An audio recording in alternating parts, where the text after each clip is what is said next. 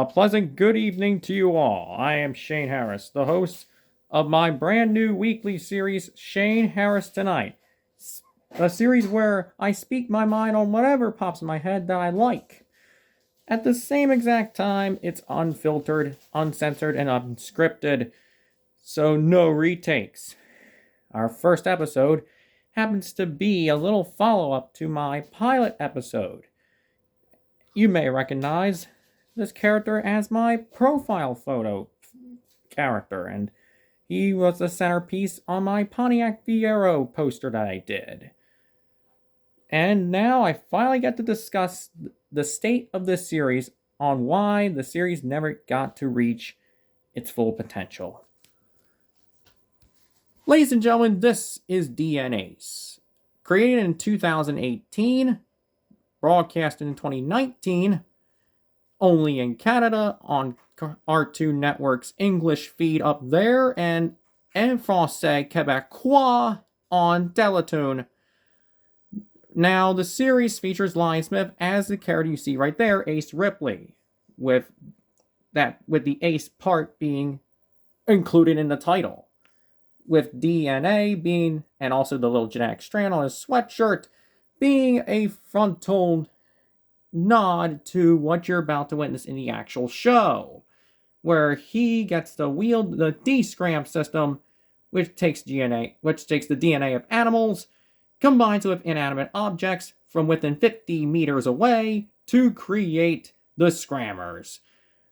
These unique characters that managed to take down the Clashbots in the annual Clashbot tournament. Now you may be wondering why I'm discussing this show, and why the state of DNAs is a thing on my channel. Well, it's because this show never reached its full potential at all. It never got to be shown in the United States on cable. So, was it on Nick? No. Was it on Disney XD? Absolutely not. Was it on Cartoon Network in America? Unfortunately, no. Did it come to streaming? Yes, it did. But it was only through a few outlets. Grab my remote. According to my Xfinity, or in Canada, Rogers remote, the only episodes that are available, unfortunately, are only 14 of them. One of them is uncategorized, with one episode, unfortunately, being completely uncategorized and exclusive to CBS's Pluto TV. The rest, episodes 2, 3, 4, 5, 6, 7, 8, note the reusage of a promo poster with that same exact stand back pose. 9, 10, 11, 20, 21, 22. Just 14 episodes is unacceptable. This is not the entire list of episodes that are officially there, according to Nelvana. That is all the episodes available through the company that brought it over here to America, FilmRise, a company best known for having Stephen J. Cannell's Hunter, Silk Stockings, 21 Jump Street, 1987, Midsummer Murders, Iron Chef, Sheriff John Bonnell's World's Wildest Police videos. Plenty of unique stuff they got. But come on. 14 episodes is unacceptable. Let alone being offered on 3 different official formats in the US. Fox's Tubi, which is where I first watched it, and then CBS's Pluto, and directly from FilmRise, who has the US rights to some Nelvana content, including 16 and Jacob Tutu, among others. To make things worse, since the show never came to the United States on cable, there you go. No upcoming airings available this time. Yada, yada. So you may be wondering, what should I do? Well, the answer is technically up to you viewers at home.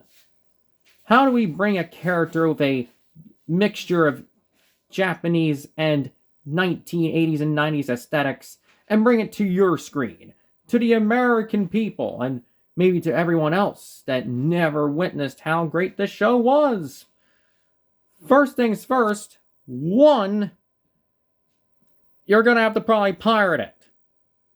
I don't recommend doing that, but the only way to watch all 30 plus episodes of the show, you're going to do a bit of piracy. But you can't do it through Kim Cartoon anymore because they got shut down due to DMCA violations, or the Digital Millennium Copyright Act of 1999.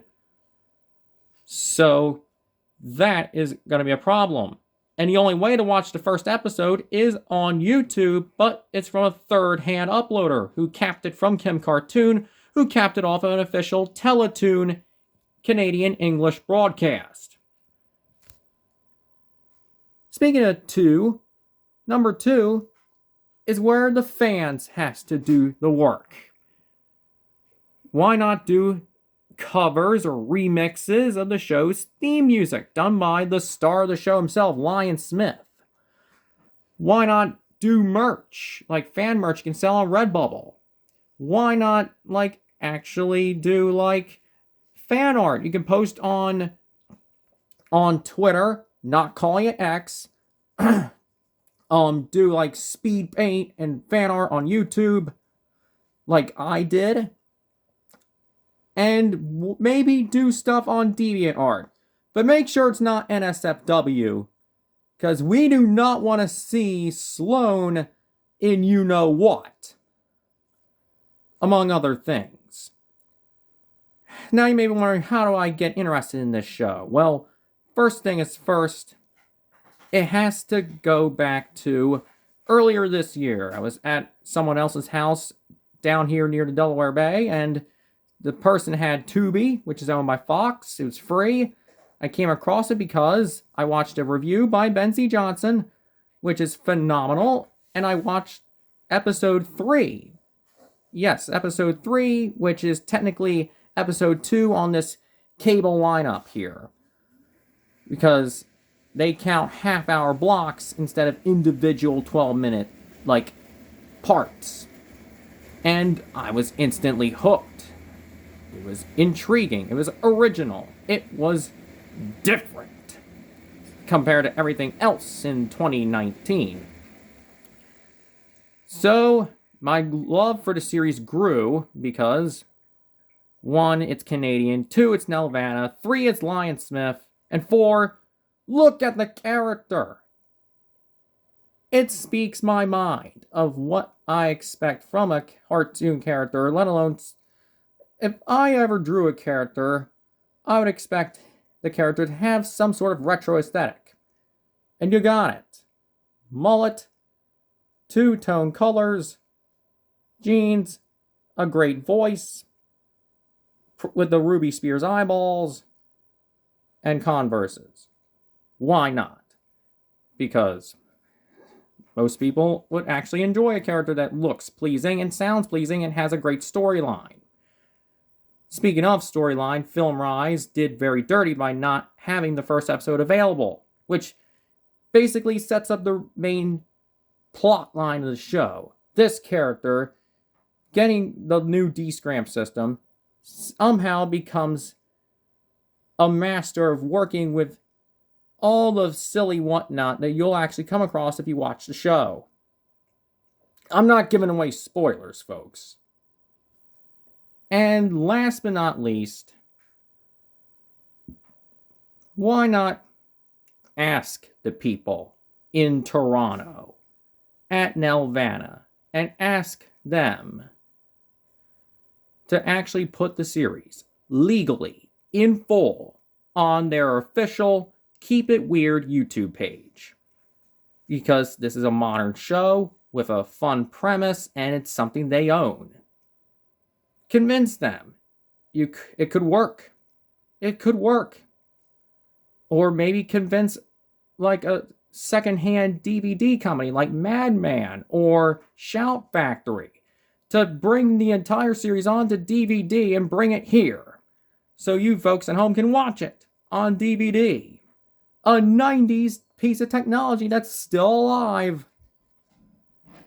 Or be a complete wimp and do nothing. and let this show be completely hindered by obscureness and become partially lost media, which is a major WTF moment, especially for something from 2019. In order to support the show on Twitter and other places where hashtags are used, make sure you use the hashtag DNAce and the hashtag AceRipley. Because if you just have hashtag DNAce, you get some random people like dancing from the other side of the world because they spelled dance wrong instead of spelling it as DANCE, like how dance is probably spelled in the English dictionary. But anyway, I'm Shane Harris, and this is a message that I approve to the American, to the Canadian, to whatever who you are people around the world to help bring the show to the forefront like I always would. So, support the series by doing fan art, create your own goods within the series, have fun with the theme music, and also watch the series legally in full if you can.